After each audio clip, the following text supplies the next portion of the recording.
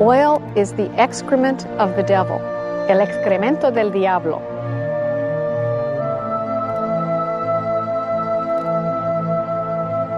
Oil is black blood.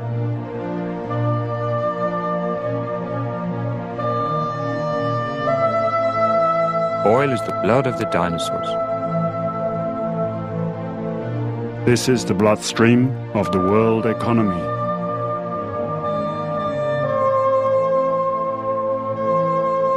Oil is the blood of the earth.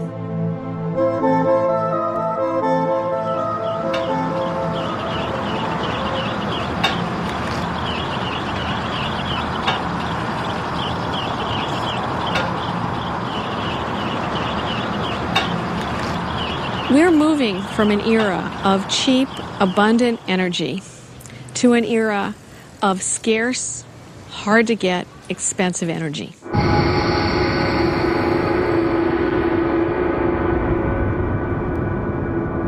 At the same time, we are making ourselves dependent on some extremely unstable regimes in some very nasty parts of the world.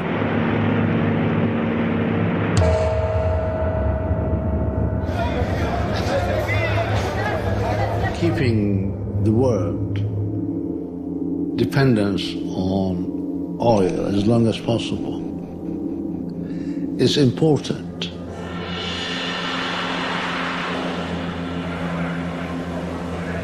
Not 1 in 50, not 1 in 100 of the people in our country have any inkling of the potential problem that we're facing.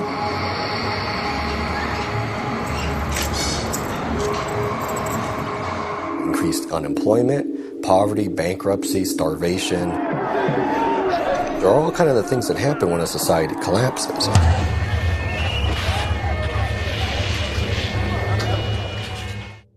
So we enter an entirely new world of quite unbelievable dimensions, and yet it's only a few years away.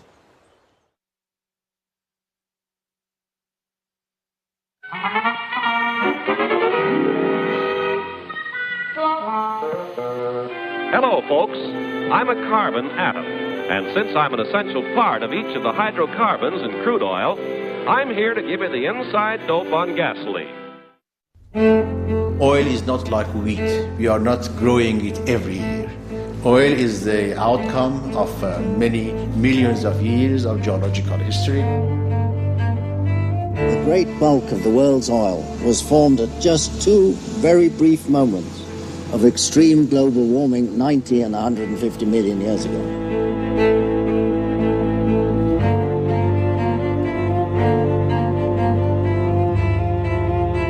Animals and plants that died in the ocean were compressed by more deposits of sand. And over the years, these deposits squished and compacted more and more. And then over time, they were cooked, which was what we call the kitchen.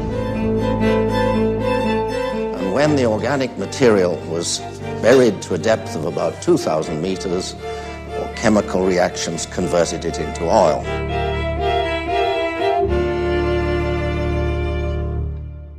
This was formed once, briefly, over geological time.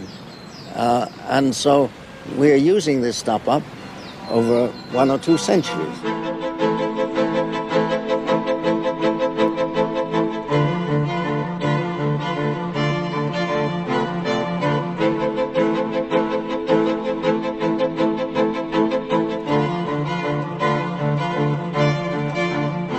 One barrel of oil, the refined product of which 42 gallons of gasoline you can buy for a little over $100, will produce as much energy, as much work as you will get from 12 people working all year for you.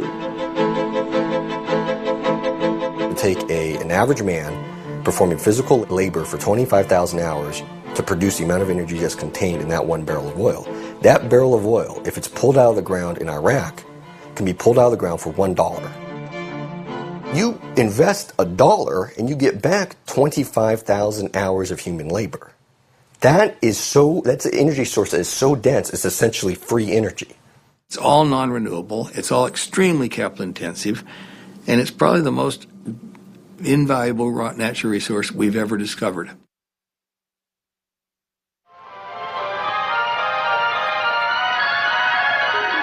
You are about to know the thrill of seeing that which has never been seen before.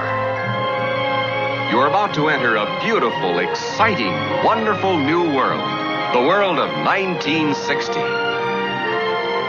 For the first time in history, you'll see a wonderful new world of Fords. Fine car's the last word in wish it were mine. Car's the dream car of the wonderful new world of Fords. The 1960 Thunderbird. Oil is our God. I don't care if somebody says they worship Jesus, Buddha, Allah, whoever. They actually worship petroleum.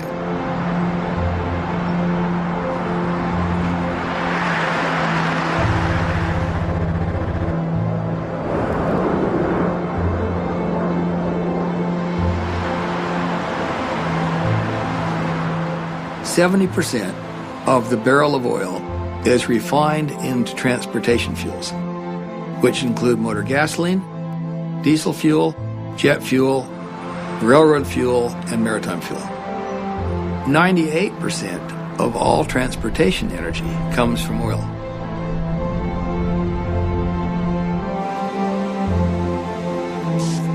Construction of an average car consumes somewhere between the energy equivalent of 27 and 54 barrels of oil, depending on whose statistics you use. A computer, the construction of the average desktop computer, consumes 10 times this weight in fossil fuels. A microchip consumes 630 times this weight in fossil fuels during its construction. For every calorie that you eat in the United States, and probably a similar number in other industrialized nations, requires 10 calories of hydrocarbon energy.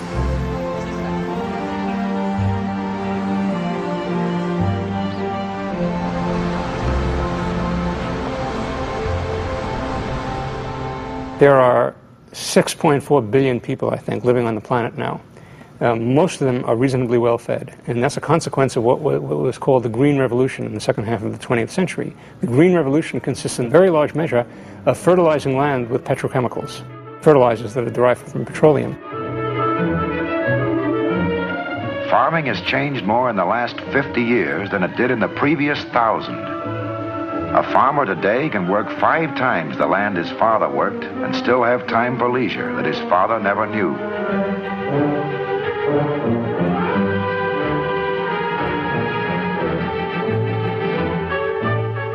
The petroleum that runs these modern hired hands has not confined progress in farming to the fields.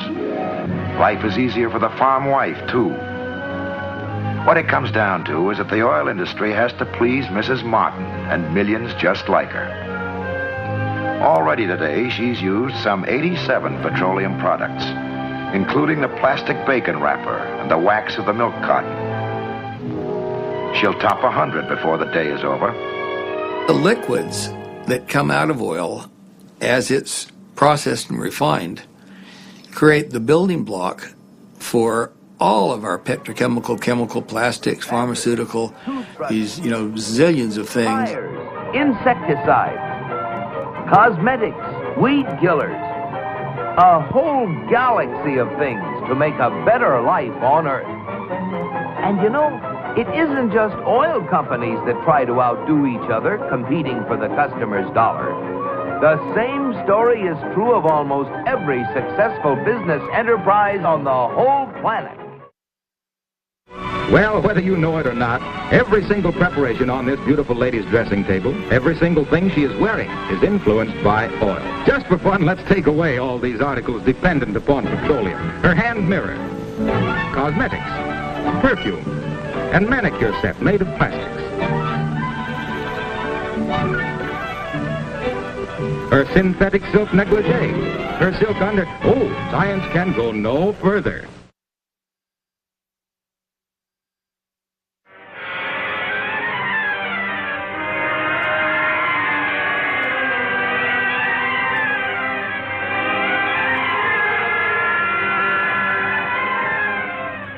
Значит, Россия вышла на первое место по добыче нефти.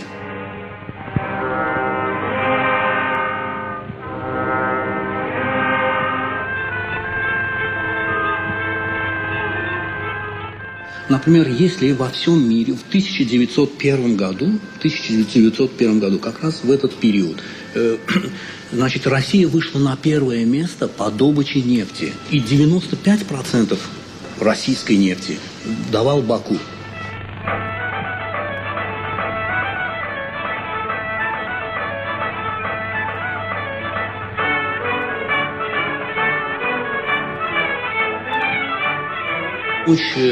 Эшелоны с бакинской нефтью шли туда, на фронт. Шли на фронт. Первоначально здесь добывалась самая максимальная нефть. Здесь было добыто около 5000 тонн нефти.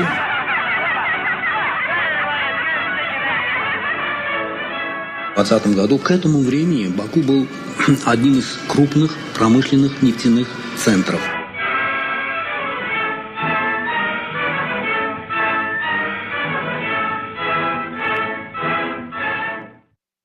Where is Daddy, Mommy? Well, Jeff, I'll just show you.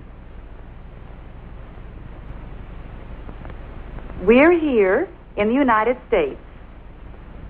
And Daddy is down here in Venezuela.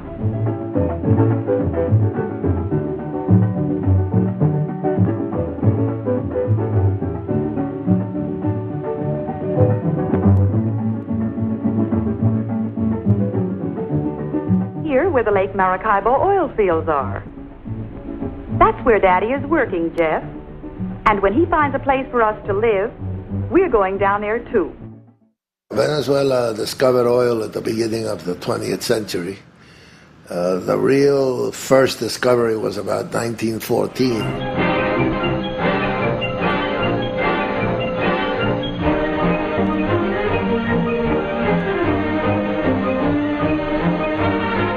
The real turning point was on the 16th of December 1922 when there was a blowout in a well that was being drilled at Cabimas. It became known as the Day of the Black Rain. 150,000 barrels in the air for 2 or 3 days running. And that put Venezuela on the world oil map once and for all. And at one time, Venezuela became the largest exporter in the world.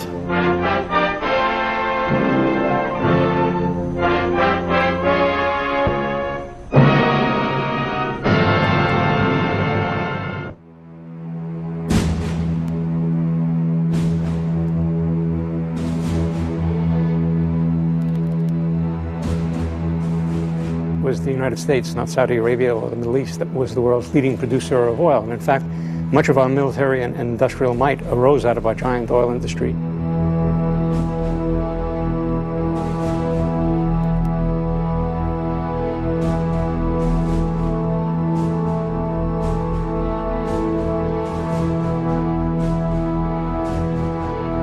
We were essentially the Saudi Arabia of the world up until about the 1950s.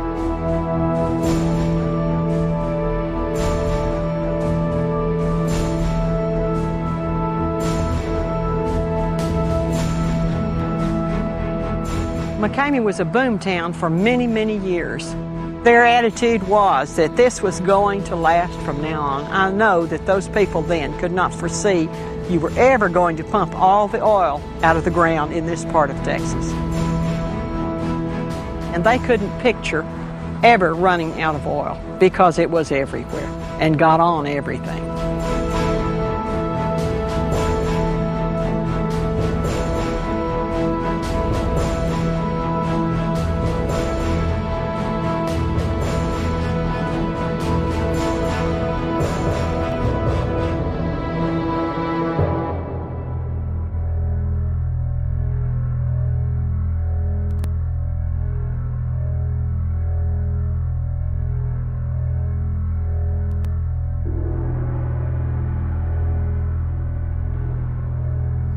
Of course, now we realize that you're going to deplete your supply sooner or later.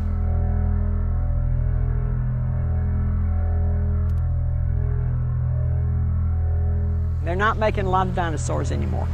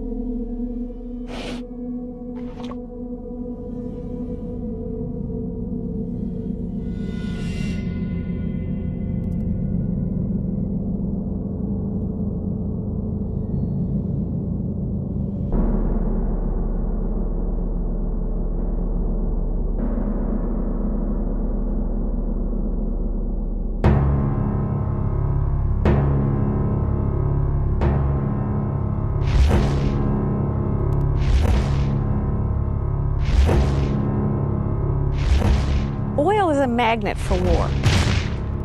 Oil starts wars.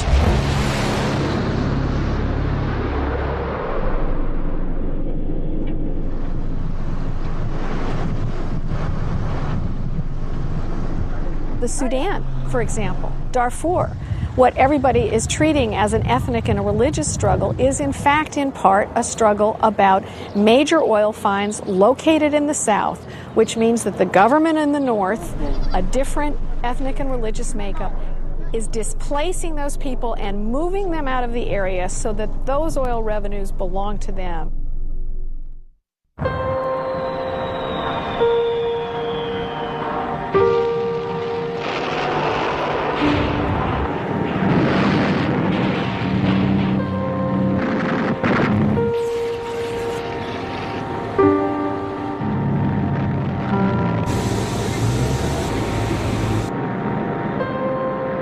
Oil has always been associated with war.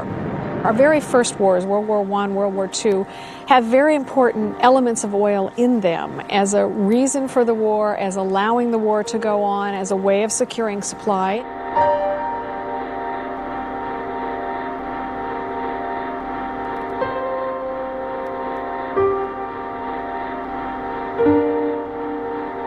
Она малосернистая, да, малопарафинистая. Она буквально без какой-либо обработки заливалась в танки.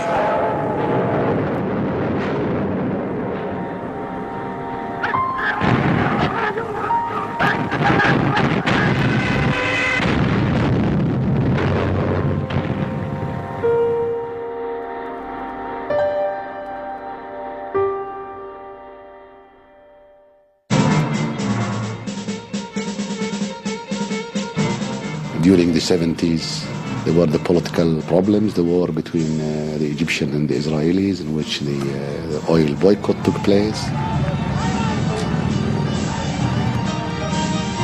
Khomeini's revolution, we have the Palestinian problems.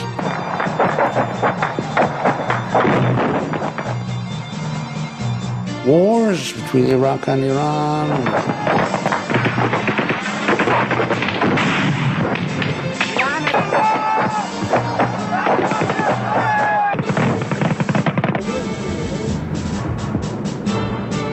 The first war that was absolutely about oil was Saddam Hussein's invasion of Kuwait, which was really about seizing an oil field.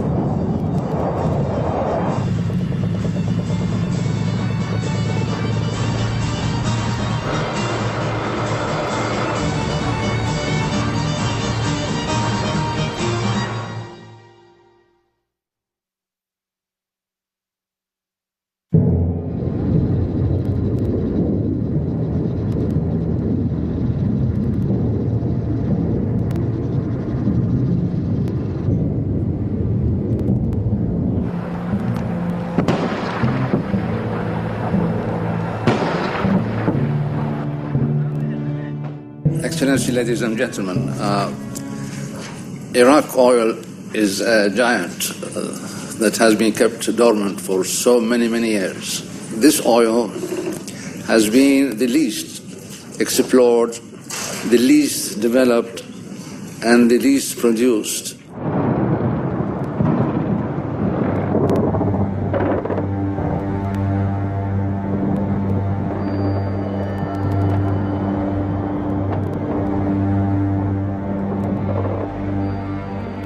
There are lots of people who will tell you that oil had nothing to do with the war if you go to Washington. And we used to call it the O word that nobody would say. But in fact, all evidence points to the fact that the United States, which did not secure areas of weapons of mass destruction, but did in fact secure the oil fields, the United States had plans to bring in U.S. companies in Iraq where they had previously not been allowed to operate, that there were maps of the oil fields involved in the planning of the war, that in 1998, long before the war, people were arguing for this as a way of securing energy supplies in the United States. I can't get inside their heads to know all of the rationale for going to war with Iraq, but there are many people who believe at least a part of the reasons for being there is the geopolitical position of Iraq and the fact that it sits right in the middle of the world's oil patch.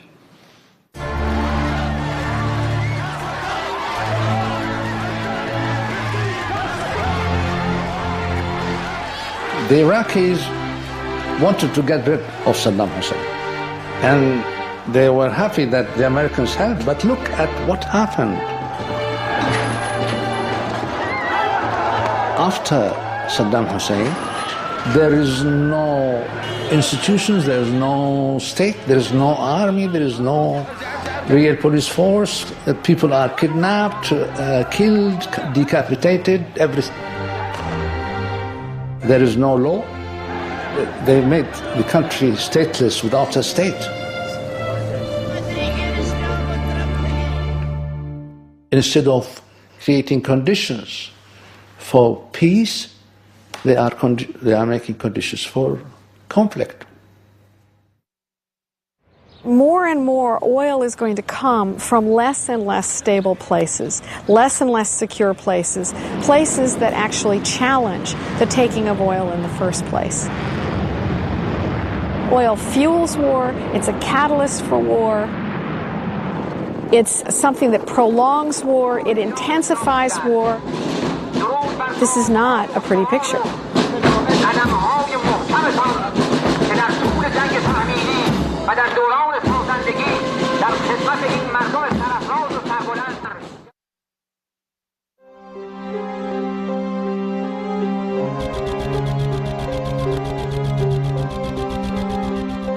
I suppose that the classification of reserves depends on the motivations of the person that's classifying them. Sort of keep people guessing in a way, keep them off balance. Most numbers that you will see around the world that lead to these numbers that we were talking about include proven plus probable, and sometimes even possible.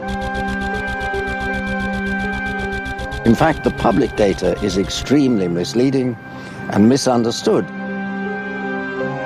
OPEC exaggerated how much oil it's got left for all sorts of political reasons. You know, this is an old story, casting doubt on the numbers of reserves in the Middle East as published. In 1985, Kuwait overnight added 50% to its reserves. At that time, the OPEC quota, that is the amount of oil that each of the OPEC countries could produce, was based on the reported reserves. So the more you reported, the more you could produce. 2 years later, Venezuela doubled its reserves overnight, and that caused the other countries, finally Saudi Arabia, to announce enormous increases overnight, simply to protect their production quota. And these numbers have not changed since. And it's absolutely implausible to imagine that the number should say the same when they're all the time producing. I've asked them that same question. You know, you produce 8 or 9 million barrels of oil a day, and at the end of the year, the reserves are the same as they were, you know, at the beginning, as the same as they were 10 years ago. I said, well, that's our plan. That's our plan. You know, we produce this oil, and then we prove up reserves to offset the oil that we've produced during the year. So at the beginning of the next year, our reserves are exactly what they were, you know, the year before. Well, whether you believe that or not, I don't know, but that's what they say. That's what they say. Their plan. That's the way it works. OPEC countries do not care about what might happen about from now, 20 years from now, or 30 years, or 40 years from now. They care about what they get now, today. Because these are politicians, they want more money to spend, rationally or irrationally, whatever it is, but they have budgets, and they became prisoners of their budget. What may happen 20 years from now, by that time they are dead. They don't care.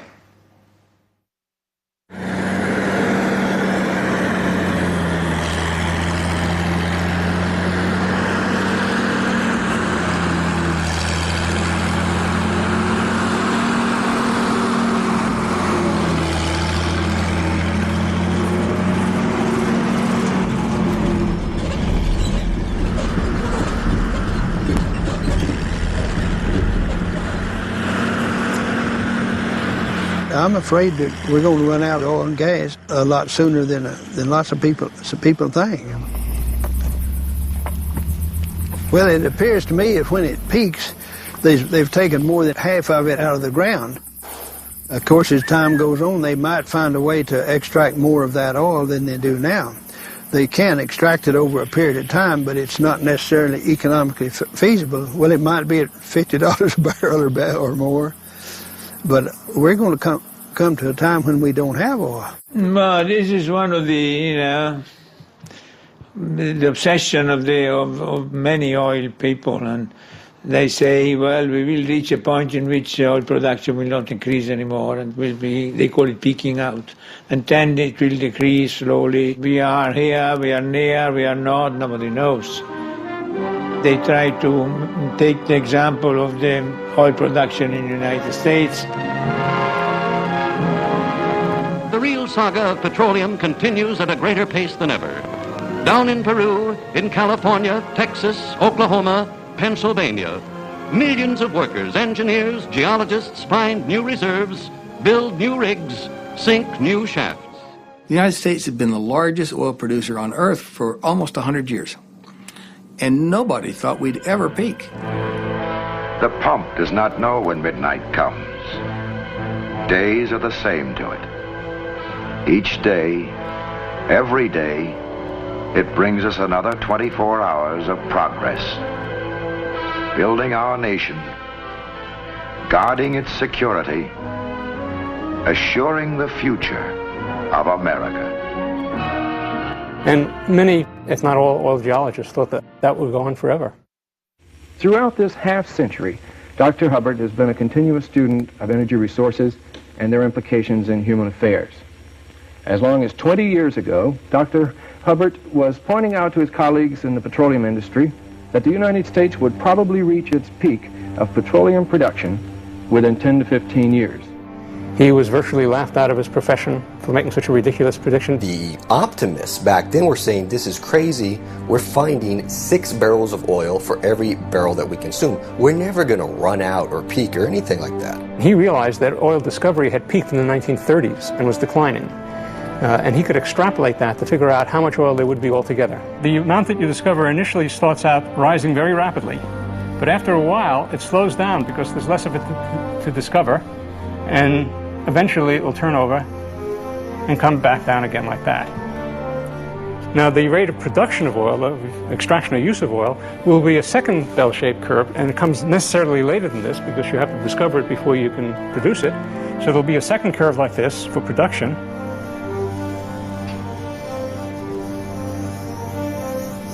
And it too will eventually go to zero. And this peak here, the peak in the production curve, is what's referred to as Hubbard's peak.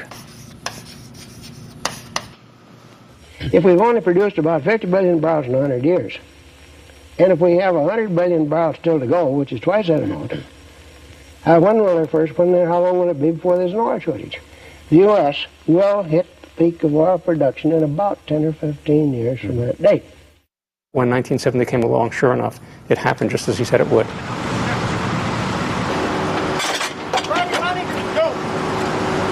It turns out that in December 1970, the U.S. peaked at 10.2 million barrels a day, and then oil prices went through the roof. We went on a drilling boom of epic proportion.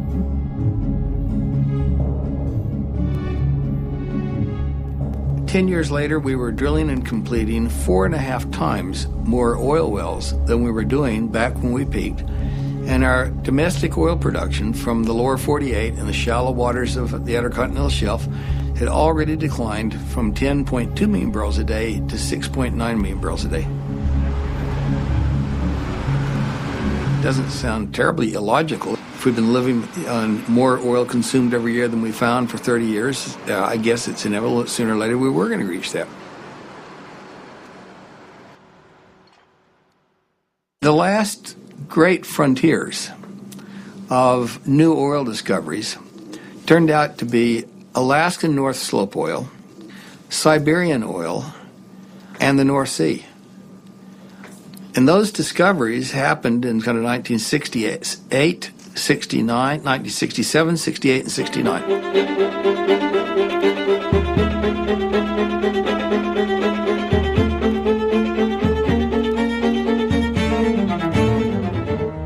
Finding oil in the North Sea was a big surprise. No one could reasonably have expected that. Our famous Lady Thatcher came to power. She said, we want initiative and enterprise and enthusiasm and competition and all these things. And sure enough, everybody went to produce oil as fast as they knew how. But there's a strange irony relating to this subject, that the better you do the job of exploiting oil and gas, the sooner it is gone.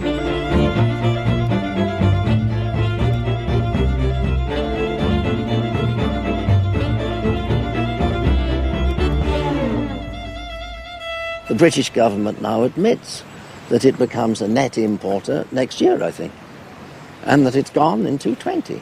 This is a huge change.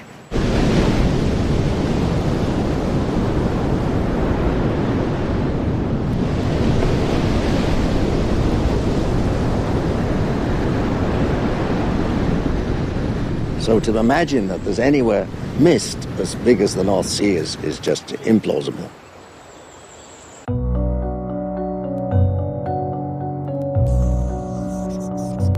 As we look around the world into other countries, we see this same pattern being repeated in one country after another.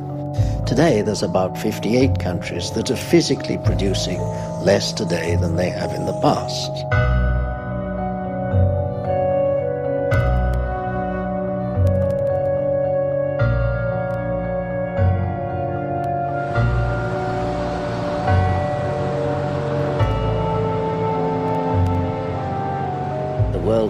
Has now been sufficiently explored for the oil industry to know now all the promising areas. All the big promising areas have been identified.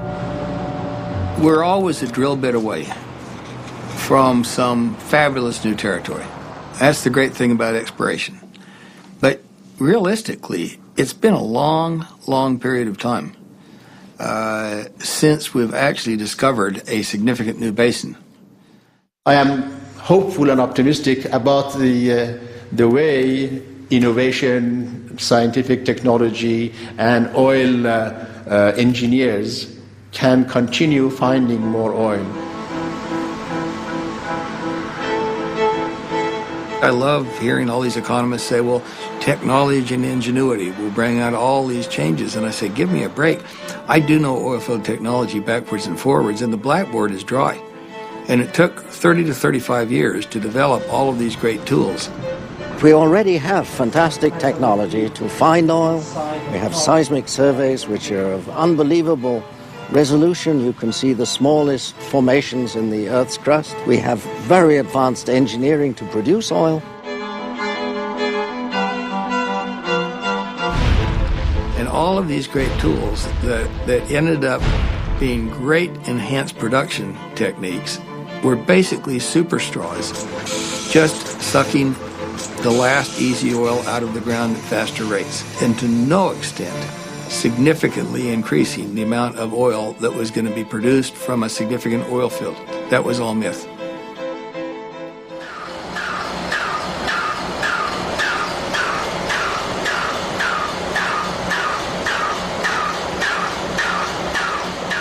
Some oil is cheap, easy, fast to produce. Others is the exact opposite. There's a big difference between producing oil from a free-flowing well in the Middle East and it just comes roaring out, and digging up a tar sand in Canada, which is more or less a mining operation. They're using more energy from natural gas to produce the oil than they're getting from oil shales and tar sands. So even the fact that people are saying, well, we're going to tap the oil sands, that right there tells you that we're close to peaking, because you don't go to those areas unless you've used up all the good stuff.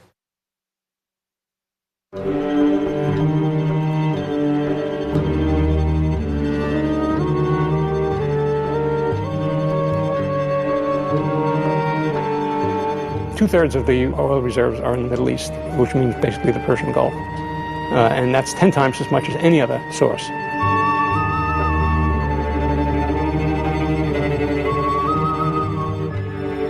Right now, really the only region of the world that hasn't peaked is the Middle East.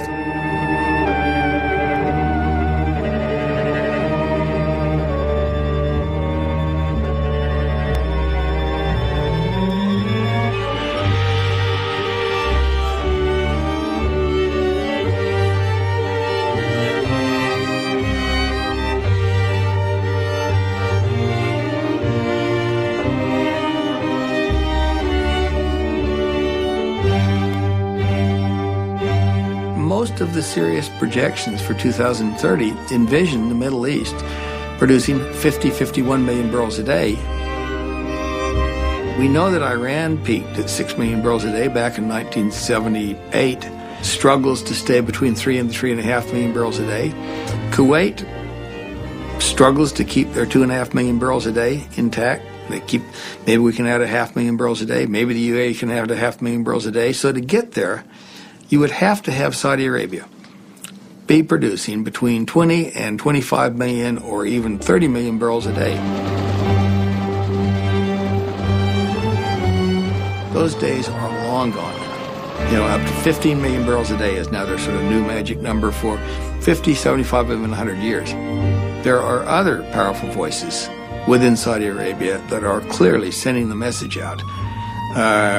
12 million barrels a day, yeah, that's probably okay, but we really shouldn't even think about producing any more than that, ever. They had an intense exploration effort for the last 35 years, and with the exception of one field, the Hatta field, that's the only significant exploration success they had from 1967 through 2005. If Saudi Arabia has now exceeded their sustainable peak supply, then I would argue with some clarity that the world has now exceeded sustainable peak supply.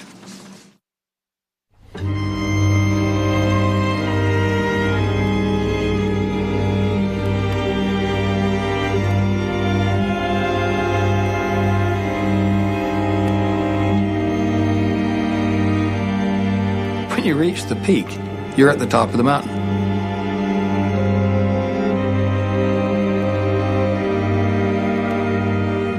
Sometimes down the other side is very, very gradual slide, and other times down the other side is fairly stiff.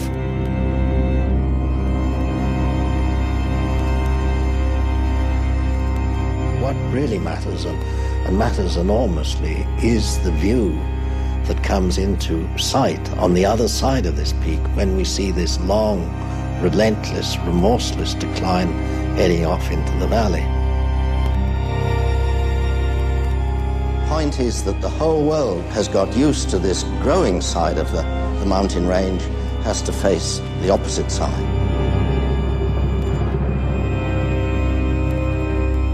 We have moved now to the point in which virtually everyone accepts that there is a peak. M. King Hubbard had predicted that worldwide it should be occurring about the turn of the century. That slipped a little because of the Arab oil embargo and the oil price spike hikes and the worldwide recession that reduced the demand for oil quite significantly. And it's now pushed peak oil off till many people believe about now. We are coming to the end of the first half of the age of oil. During this 150 years, we have seen the growth of everything, of industry, transport, trade, agriculture. We've seen an explosion of the number of people. All of this was made possible by the cheap, abundant supply of oil-based energy.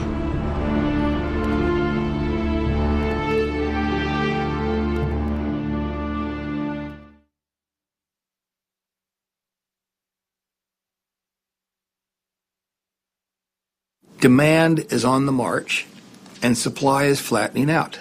You will have to supply, if you want to meet the demand, from the current level of 80 million barrels a day to 120 million barrels a day in year 2030. But in order to meet that profile, you would have to add new oil in the amount of 200 million barrels a day, because a lot of that new oil will have to go to compensate for depletion of existing wells.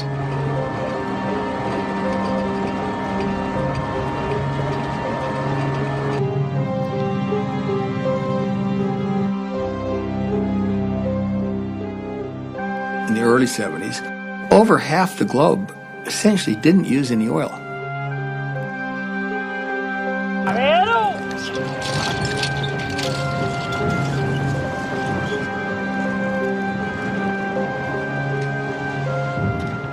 The only serious oil consumers were Europe, not an awful lot in Japan, the United States, Canada, and the former Soviet Union.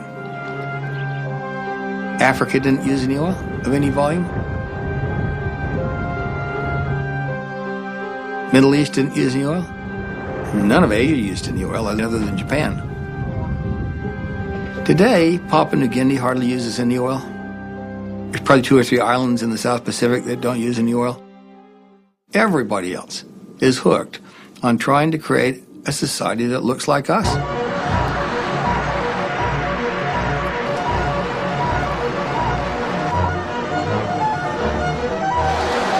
The demand for energy is rising faster than was predicted even 5 years ago. So people all around the world can see the way the developed countries of the world live and how good a life the people have in those areas. So they want to emulate us. They want to be able to drive cars. They want to live in nice houses. They want to have air conditioning and refrigeration. And why shouldn't they?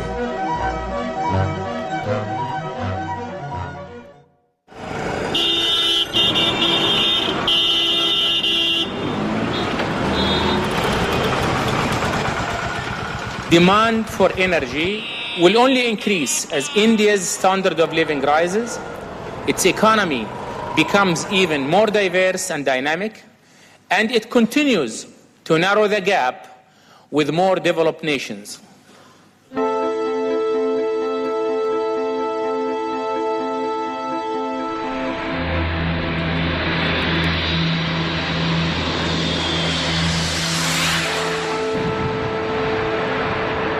China is not about to have a hard landing. They're exponentially expanding their need for energy. And they're just getting started.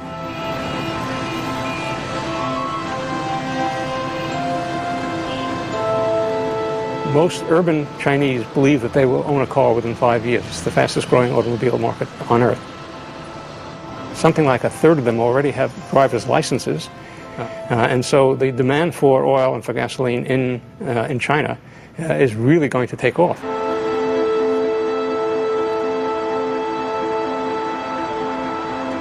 Last year, China increased their importation of oil by 25%. They're now the number 2 importer in the world.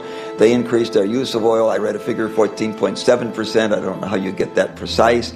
But that's very consistent with an economy that's growing at 10% a year. And by the way, a 10% growth rate doubles in 7 years, 4 times bigger in 14 years, and they're requiring more and more energy. China and India are kind of getting to the party when the glass is literally half empty at this point. So they're going to have to fight with the rest of us to get what's left.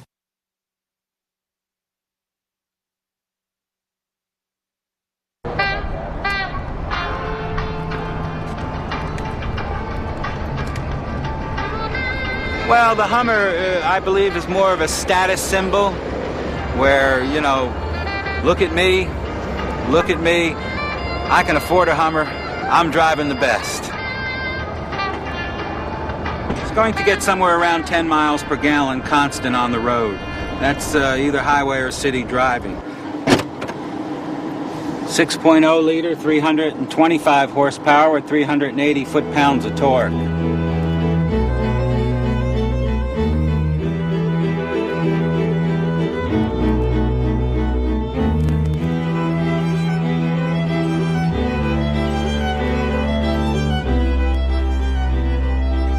Well, we are a role model whether we like it or not. We use 25% of the world's oil. We're only one person in 22 We have only 2% of the known reserves of oil.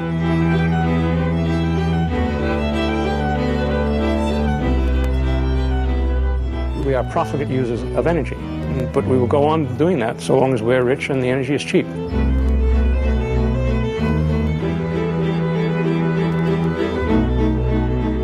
We pay more for bottled drinking water than we do for gasoline.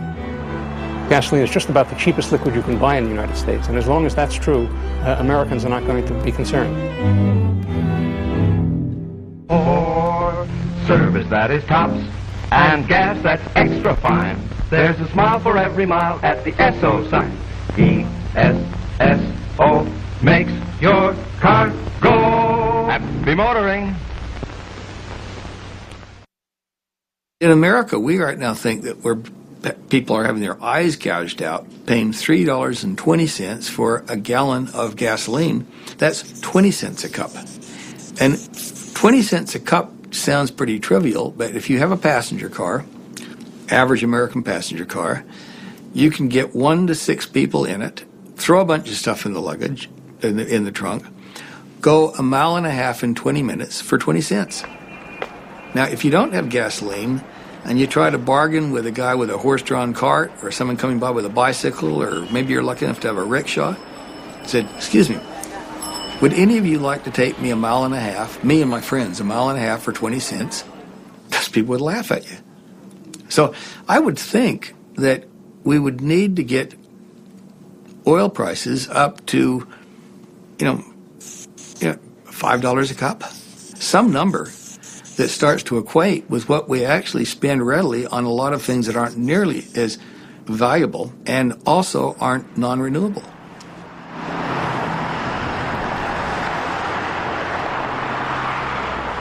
The people in the third world countries cannot understand why, for instance, the Europeans, they tried their best in conservation measures, in taxation measures, and the Americans are not doing it.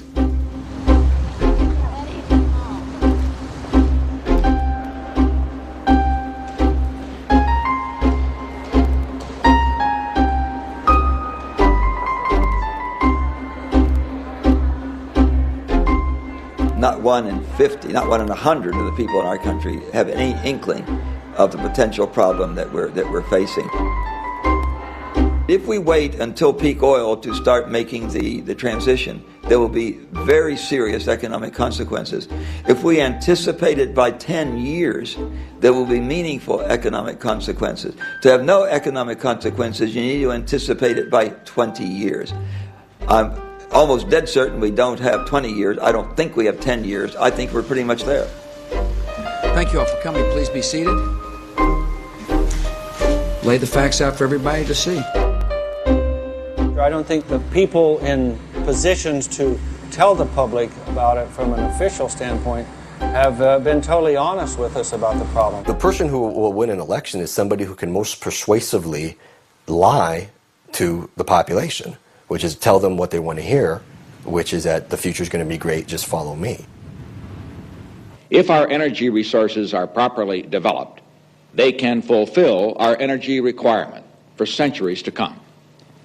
What is needed now is decisive and responsible action to increase our energy supplies, action which takes into account the needs of our economy, of our environment, and of our national security.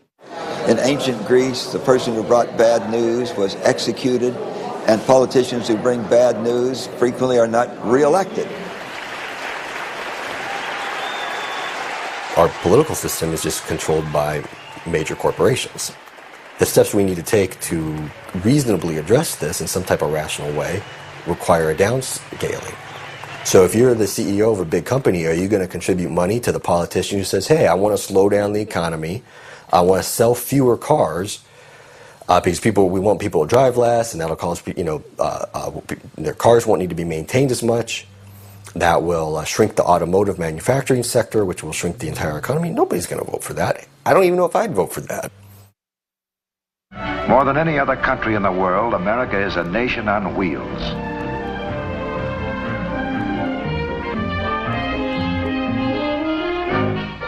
The automobile and the power behind it have been major factors in the growth of our country. We can drive anywhere we want to, at any time, for any reason, including fun. We're in some ways a victim of our own success.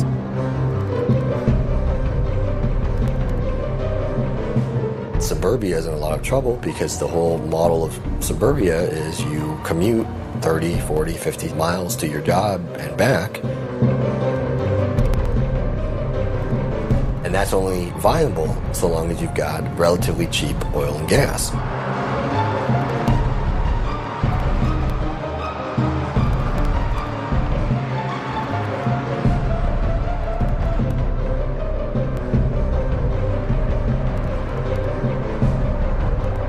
It's not just that the country is spread out. We've evolved our cities for the use of cars. The cities would have to be rebuilt from scratch practically to have more efficient, usable public transportation. This is quite different from the cities in Europe, which were already basically in place before the car was invented.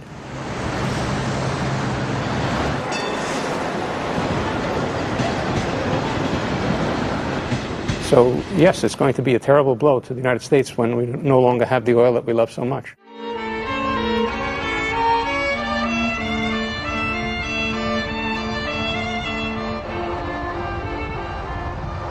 But we have waited so long, and the three things that we need are now in very short supply. One of them is money, and in our country we don't worry about money. We just borrow it from our kids and our grandkids and accumulating a debt. But the other two things we can't borrow from our kids and our grandkids, and that's time and energy.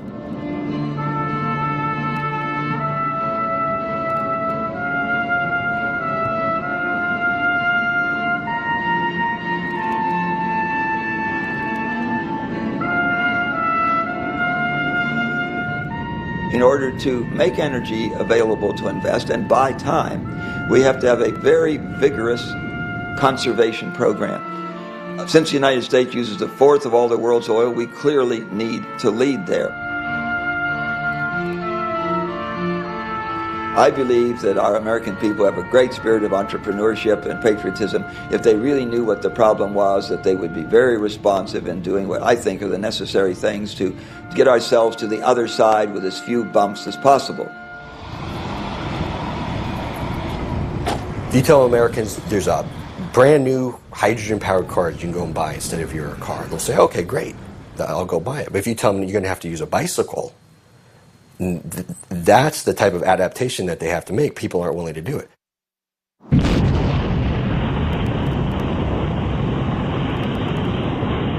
Sunday, July 20th, 1969. Around the world, nearly 1 billion people watched this moment on television as the first man from Earth prepared to set foot upon the moon. If a president of the United States, as JFK said in 1960, we will put a man on the moon in this decade, and we did. It was an enormous technical challenge to do that, but we did it. If a president of the United States said, I challenge our scientists and engineers to teach us how to kick the fossil fuel habit in a decade, I think it could be done. Well, the problem we're facing is probably more like colonizing Pluto than putting a man on the moon. Okay, if JFK had said, we're going to have 100,000 people living in 3-bedroom houses on Pluto in 10 years, well, obviously we would not have been able to accomplish it.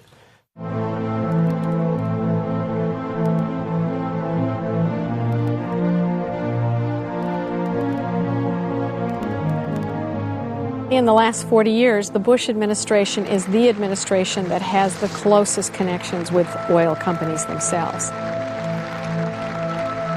And it is the administration that has most greatly married energy security with national security and U.S. foreign policy. When you have only 2% of the known reserves of oil and use 25% of the world's oil and import 2/3 of what you use, that has to affect your foreign policy.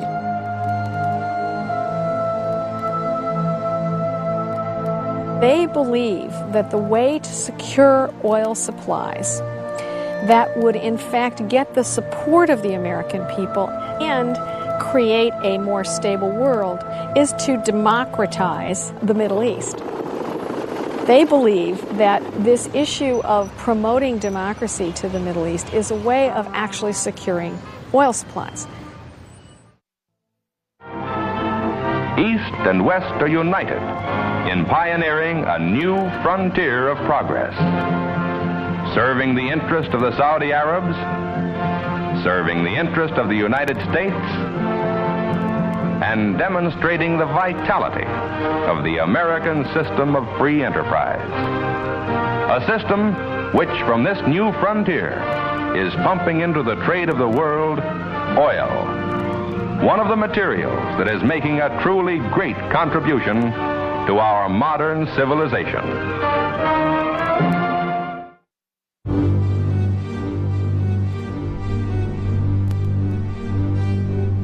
The basis of our foreign policy in the United States from 1945 to today was essentially an exchange of secure, cheap, reliable oil to the United States in return for protection for the governing rulers of Saudi Arabia.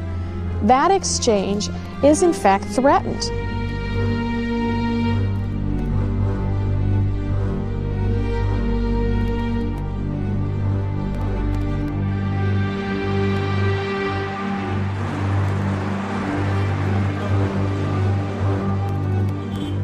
Ten, 15 years ago, the per capita income in the country was about $28,000.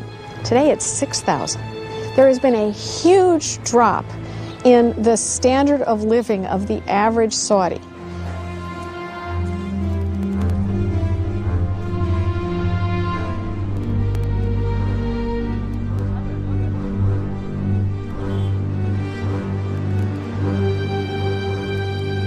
Saudi Arabia's got a very young population, a lot of people coming onto the labour market, not the jobs for them, and in a sense they don't feel that they're stakeholders in the society. They feel alienated. There are lots of tensions between the oligarchy, which rules the country, and the population, which inhabits the country. And many people think within the fundamentalist movement that the regime, the government of Saudi Arabia, is totally corrupt, that it is basically selling the oil to the West, and the West is arming the regime, and the regime uses the guns against its own population. The fundamentalist movement is strong and it's dangerous.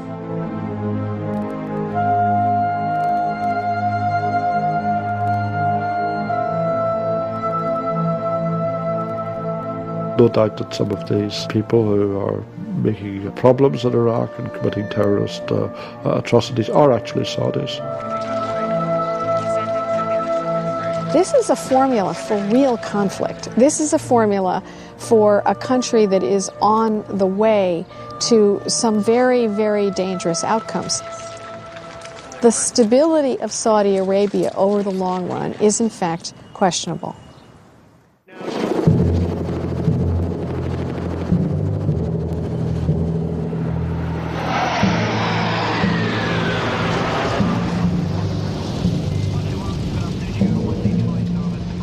If the kingdom was to fall apart, it's very unlikely that the United States in particular would simply stand by and let it fall apart, given its significance as an oil exporting country.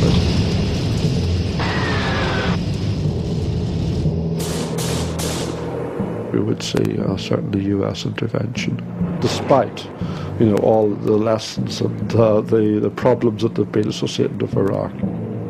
One thing that many people, me included, fear is that when this happens, we will simply go and take by force of arms the oil that we need. And that will make us into a very different country and the world into a very different world. We're looking at essentially a generation-long, multi-generational resource wars. Ultimately, there really are only two options. One is to militarize the taking of oil, which means to get your population to understand that if they want to continue to drive SUVs and have the cars and consume energy in the way they are, that they will be in war after war. The other position is to begin to prepare for what we all see coming, which is an end to the era of cheap oil, and to invest in alternative technologies for energy that are cleaner, safer, and have less detrimental effects on the political and social makeup of oil exporting countries themselves.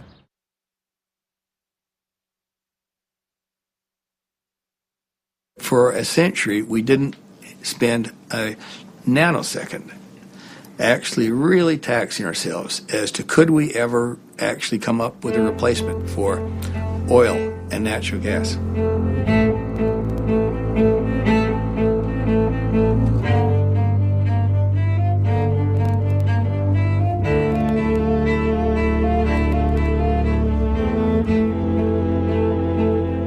İnanırıq ki, bəşəriyyət insan zəkası o qədər böyükdür ki və tükənməzdir ki, o insan zəkası o qədər inkişaf edəcək ki, o neftin mütləq nəsə bir alternativ bir şey tapılacaq da, ne diyeyim sizə, yanacaq mənbəyi deyimi, ya qida mənbəyi kimi tapılacaq və mən buna arxayınam.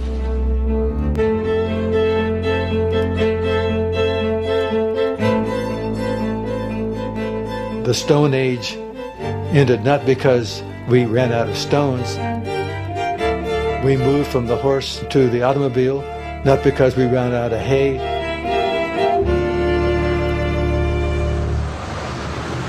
I don't dismiss the ingenuity of man. The step that we're embarking on today is the hybrid electric automobile, which has both an internal combustion engine and an electric motor. I drive a Prius car. It gets 45 miles per gallon. If gas were $10 a gallon, I can still fill the tank and go 500 miles on it, and that's not too bad.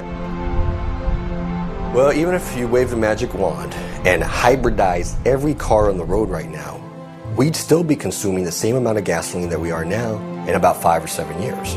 Because again, with each passing year, the economy grows and we have to consume more and more oil.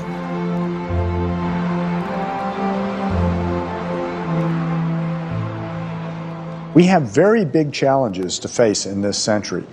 This is a planet that has 6 billion people on it now, perhaps 9 billion people by the end of the century. The problem is enormous. 14 terawatts of energy we need by 2050. We need a new source of that much energy.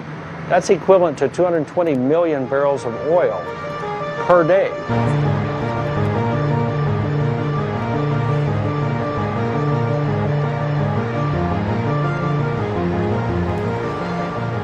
We've got 700 million internal combustion engines running around the roads of the world. Again, we're talking about the scale, and we're thinking about what does it take to really replace fossil fuels for transportation.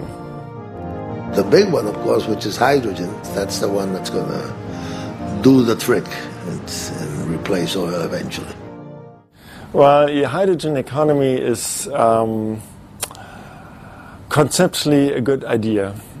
If you look in reality, it has major challenges. The problem also for industry is sort of a chicken and egg thing. Industry is reluctant to really invest heavily into fuel cell technology because there's no hydrogen infrastructure to deliver and produce cheaply hydrogen. On the other hand, this infrastructure is not in place because there is no demand for hydrogen. So how do you get this started? And both, again, need substantial breakthroughs in technology. Fuel cell technology, hydrogen production technology, transportation of hydrogen and storage of hydrogen are fundamentally unresolved issues. The economics right now are that we use the equivalent of 3 to 6 gallons of gasoline to make enough hydrogen to drive a car the same distance that 1 gallon of gasoline would drive it. So the hydrogen economy at this point makes no sense.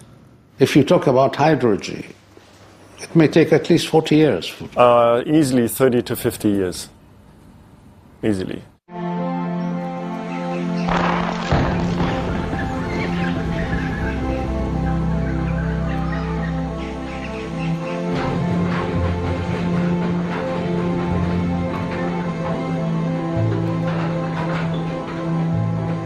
The principal drawback to biomass is that it's generally pretty inefficient.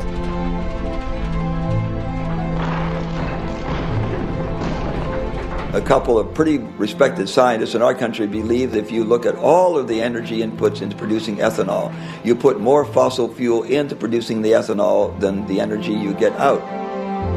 The quantities that could be made available from ethanol and biodiesel are very, very small. and would replace only a small percentage of the fuels that we consume today. Even if you took the biodiesel production, scaled it up to the maximum, and then scaled that up another 10 times, you're still talking about a drop in the bucket compared to what we get from oil.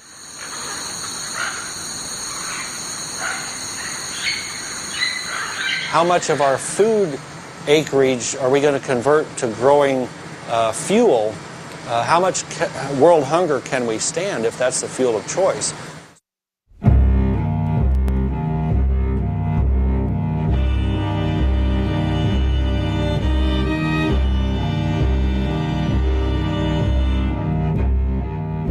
Nuclear energy will be expensive, and the experience that we have gathered over the last 20, 30, 40 years in terms of safe storage of materials, especially in Europe, where there's much more discussion about how to treat the waste and what to do with that. This needs to be rethought. People are nervous about the risk of an explosion or a nuclear event of some sort, and then there's the danger of terrorist activity. If you wanted to build enough to replace all the fossil fuel that we burn worldwide today, which is 10 terawatts, you would have to build 10,000 of the biggest possible nuclear plants. And if you did that and burn U-235 in them, the worldwide reserves of uranium would be exhausted in somewhere between 1 and 2 decades. So it would be a bridge at best.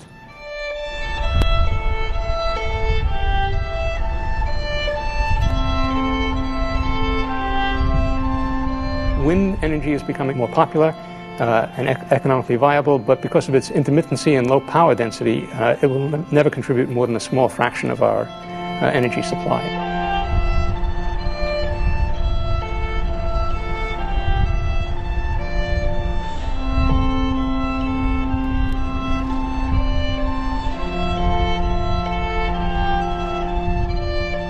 When you talk about wind or solar energy, whatever, these are very small.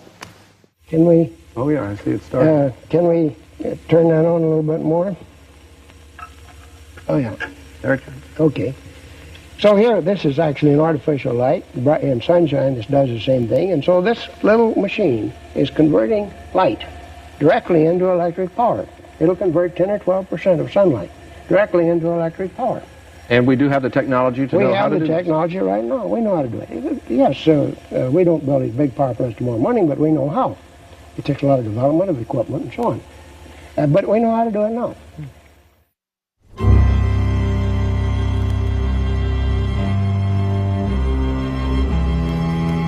The total amount of sunlight that falls on the planet is 20,000 times the amount of fossil fuel power we're using now. So we are awash in sunlight. There's plenty of energy from sunlight. We just haven't begun to learn how to use it properly. The real barrier to implementing solar electricity now is its cost.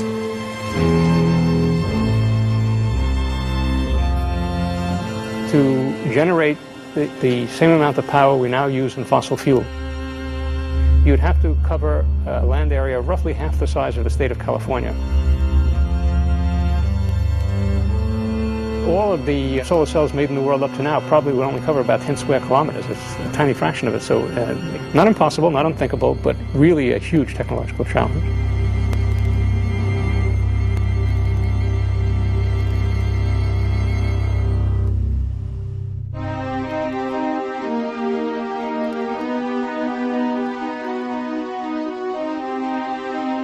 We've got to look at all of these sources of energy, and if you add them all together, you must be very optimistic about each of these sources to believe that we can produce anything like the quantity and quality of energy that we're getting from fossil fuels. Worldwide demand now is somewhere between 25 and 30 billion barrels a year, and it's increasing at an alarming rate. And that's really where the problem is. The demand is so huge, there is nothing that we can imagine to replace oil in those quantities.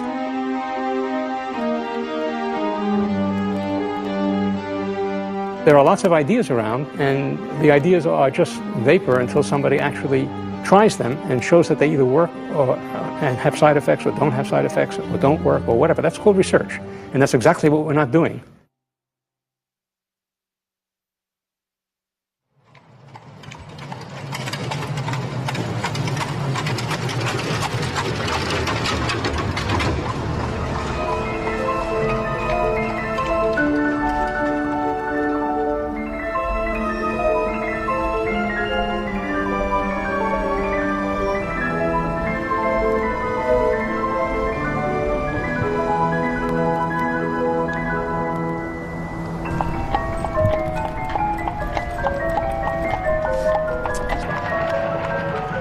you can't undo where you are. So the evolution is always forwards. We're never going backwards. So we will never be back to the farm, and because the evolution just went in a different way. So we basically just have to adapt to the new conditions.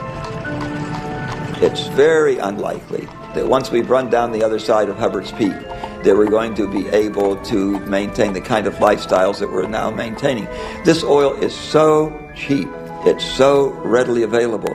There was just such an enormous temptation to exploit this and to set up a quality of lifestyle that it will be impossible to maintain. There's something about a horse that has an appeal that the automobile doesn't. I mean, the horse is a living thing, and it's oftentimes between an owner and a horse, a certain amount of affection develops.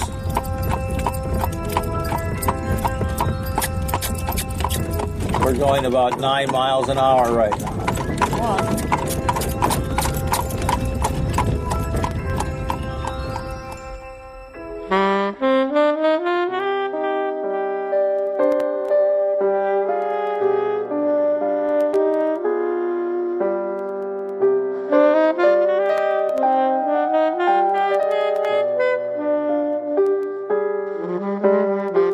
We had a kind of a dry run, a trial run for what would happen when oil peaks. No gas. No gas today? No. With a temporary peak in 1973, Middle Eastern OPEC countries were angry about the 1973 war in Israel, and they embargoed the oil. And we immediately had panic for the future of our way of life and mile-long lines at gas stations.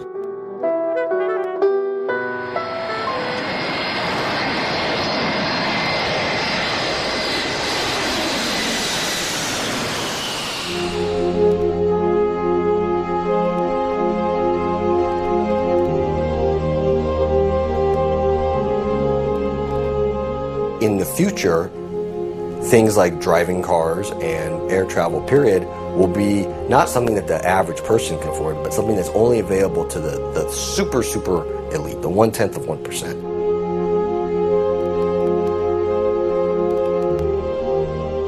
A graduate student came to see me and he said, "Tell me, will my grandchildren ever ride in an airplane?" It was a gripping question because the answer might very well be no.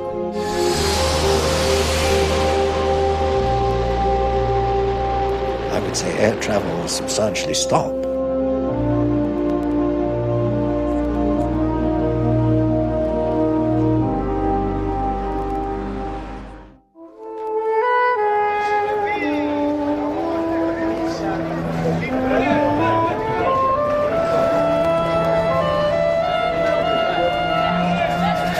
Many people came to think that it was money that made the world go round, when in reality it was the underlying supply of cheap energy, much of it coming from oil. You end up with asking, what is more real? Is it the financial market or is it the oil supply in the ground? And everybody will come to the conclusion what is more real is the oil supply in the ground. The financial system is a system full of petrodollars, and if you take them out, it's bound to shrink.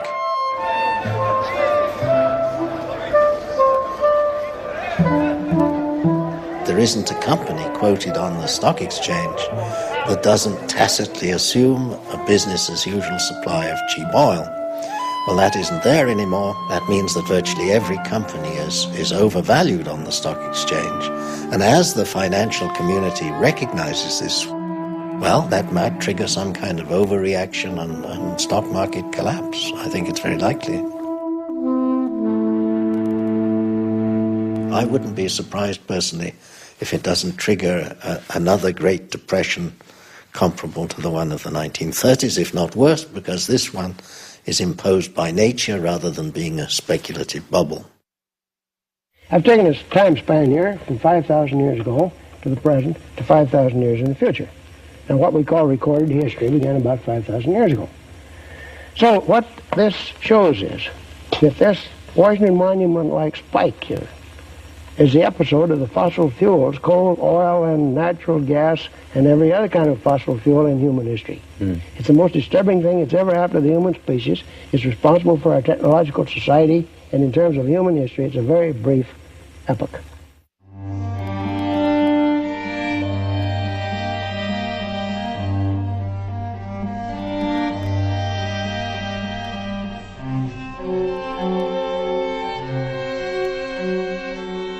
At the time of Christ, there were about 300 million people on the planet, which had somehow about doubled by the end of the 18th century when coal came on, then came good old oil, and suddenly the population went up 6 times.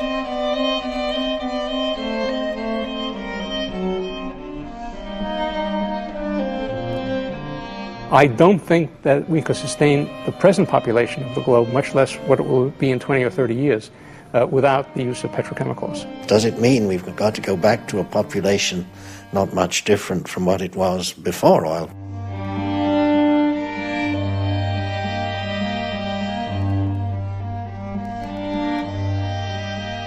In the absence of fossil fuels, how many people can the world support?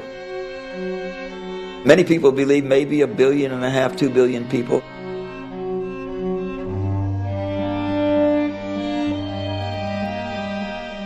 You don't often hope you're wrong. I really hope I'm wrong. Everybody I know who's concerned about peak oil hopes they're wrong. I don't think I'm wrong. I don't think they're wrong.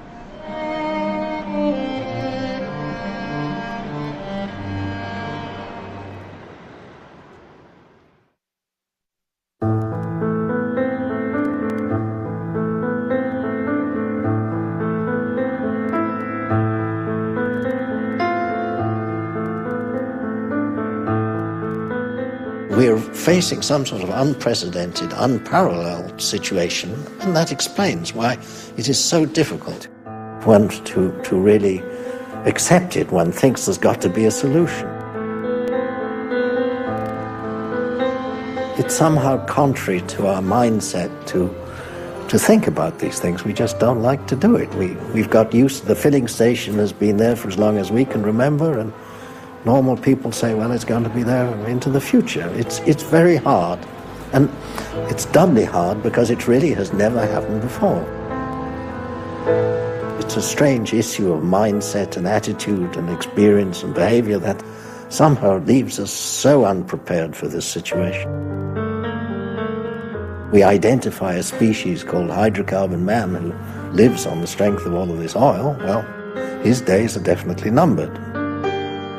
Whether mankind or Homo sapiens as a species altogether will carry on living some different, simple way, that's another question.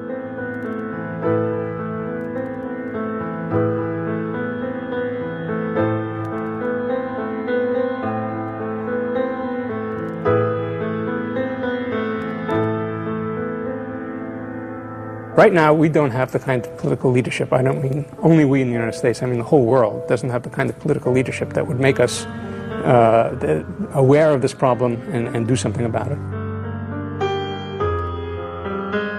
There's little hope of the politicians taking the lead in this, because it's difficult in government for people to... It's much easier for a politician to react to a crisis when it's happened than to take steps to prepare for it. It's only when the public calls their representatives in Congress and says you must do something, and we are prepared to support you in whatever actions you take. You don't have those telephone calls being made today.